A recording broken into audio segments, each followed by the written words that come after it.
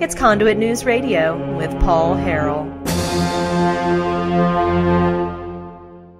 Folks, there is a story by Andy Davis that was written back on the 6th, and it details that a lawsuit that has been filed. 5 women want a judge to stop the state from enforcing a regulation barring licensed lay midwives from delivering babies for women who have not undergone a pair of assessments meant to determine whether they can safely give birth at home. A pair of assessments, or otherwise known as regulations.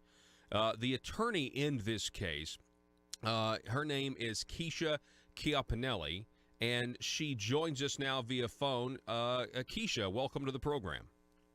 Hi, thanks for having me. Yes, Kesha, so tell us a little bit about, just generally, what's this all about? Your clients feel like they shouldn't have to do these things in order to be able to have a baby the way they want to have a baby.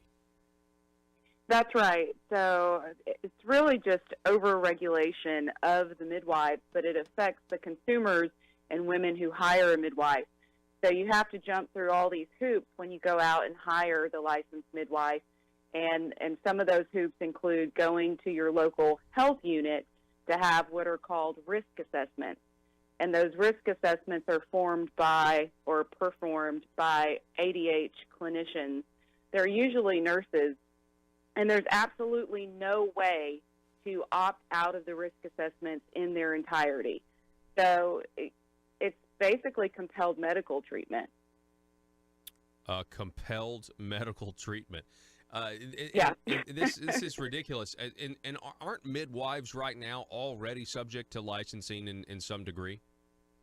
Oh, yeah, they are, and they have been since 1983, I believe. And then the program was expanded statewide with the purpose of serving all communities, not just the poorest communities, which was the case at its inception.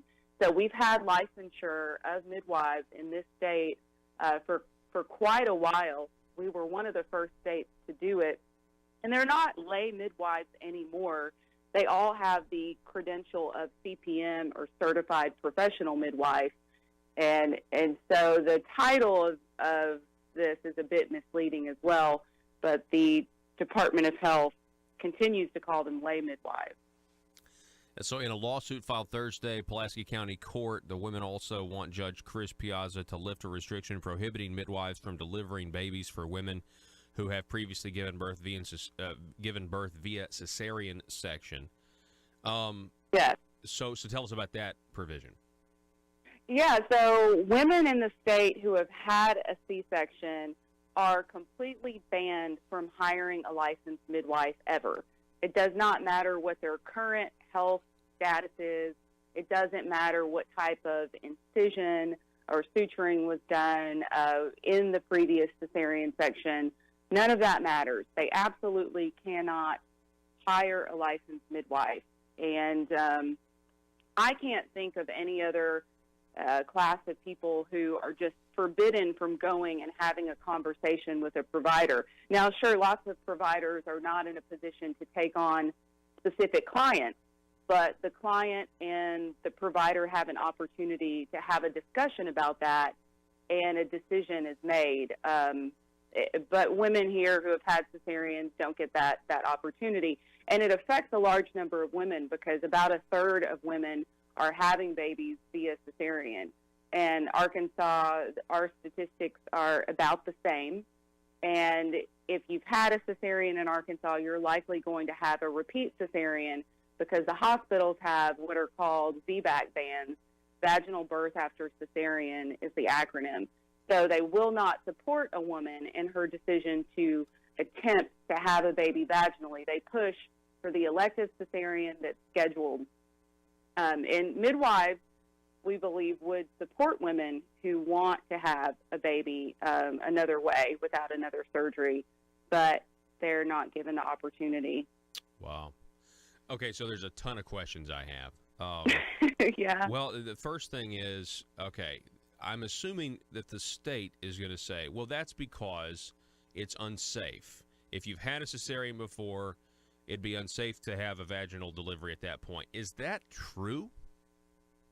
It's not True. Well, I guess you could say it depends. That's the good lawyerly answer, right? So the the American College of Obstetricians and Gynecologists and the National Institute of Health has come out with guidance that says women who have had a previous cesarean are good candidates to have what's called a trial of labor after cesarean. So in other words, yes, women who have had a cesarean need to try to have the vaginal birth for subsequent pregnancies, and that is safe. It's even reasonable to do or to attempt to do if mom has had 2 cesareans. Now, they don't talk about anybody above that number 2, but the problem with that is ACOG and National Institutes of Health, they are not probably ever going to say vaginal birth after cesarean is safe at home, but they also operate from the medical model of care. And we're talking about the midwifery model of care. There's lots of overlap, and all of our border states allow this. Arkansas is the anomaly in the situation. So if you look to Texas, they're a good example. Moms can do it there. Well, yeah, this is about really just giving. And if you, it's about freedom. It's about allowing somebody to deliver a baby the way they want to deliver it. Now, we're talking with Kesha Chiapinelli. She's an attorney representing her clients in this case, saying, hey, listen, we don't want these midwife regulations. We don't think or not midwife regulations, really, it's just we don't want to have to submit ourselves to inspection and let the state tell us whether or not we can, basically contract or use the midwives, for the ways we want to use the way we want to use the midwife. I got a feeling, though, Kesha, this comes down to dollars and cents. Yes. Right. So here's the thing. From what I can see, because I guess I have a 15-month-old daughter. She took her first steps 2 days ago, which was really exciting. But so we considered home birth. We did. We didn't go that route, but we considered it. And so in doing all this, I'm kind of familiar with this is a growing cultural phenomenon. And in that growing cultural phenomenon of women who want to do their births at home, that means less money going into the medical industry. Is that right? Bingo. Yeah, that's exactly what it is. So any service that the physicians at the Arkansas Department of Health can prevent their competitors from providing increases and help their bottom line. So part of the problem here is we don't have an independent board of midwives who regulate themselves. They're regulated by the doctors and physicians at Arkansas Department of Health. Those physicians work from a completely different model of care, and they're essentially regulating midwifery away. When you regulate to this degree, you're going to see the profession dwindle, and we don't have many midwives here, and I don't see it getting better, especially anyone who's deciding that they want to become a midwife and considering that. They're probably going to go to Texas or to one of our border states where they can operate within their scope of practice with autonomy the way any other licensed provider would. These are licensed professionals. So the licensing mechanism is there to protect the public. Just let it work. You don't have to write 100 pages of rules for licensed midwives. I don't see that sort of scope and breadth and overregulation of any of the other professionals that the Department of Health regulates. Mm-hmm.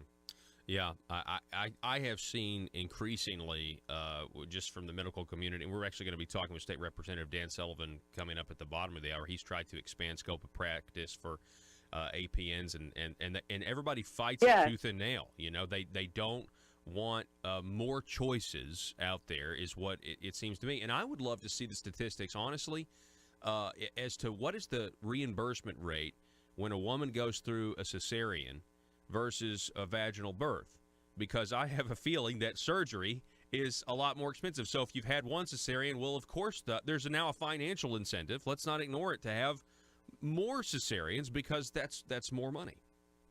Well, absolutely. And it's also about just access to basic medical care. One of my plaintiffs is from Paragould, Arkansas. She had her babies previously via cesarean, probably was not necessary.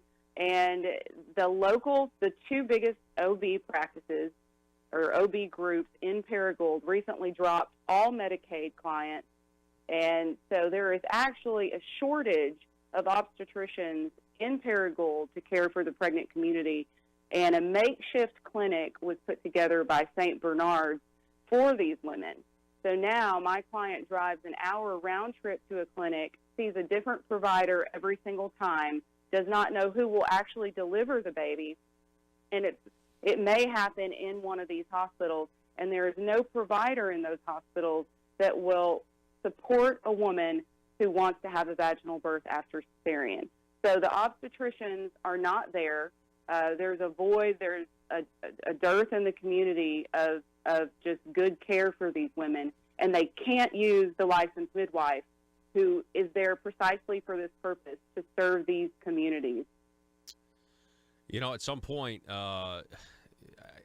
first of all, thank you, Kesha, for representing these women, because this is really just a freedom issue. It is a choice issue. It is really exposing the ridiculousness of regulation, how we can have these industries, that we're not supposed to touch, we're not supposed to mess with them, and then they're going to use the arms of government to basically make sure. Now they're also gonna say, well, no, this is about public safety. Well, public safety is great, but also voluntary cooperation and freedom of choice is better. I would rather side on that side of the scale. Yeah, and the safety part of it is interesting, because what you do is you create a dangerous situation. It's a little bit counterintuitive, but if a woman wants to have a baby and she believes that she should have a licensed midwife, but the regulations stand in her way and she can't even have a conversation, what she's going to do is hire the unlicensed midwife or have the baby at home unassisted. And these things happen in Arkansas quite a bit.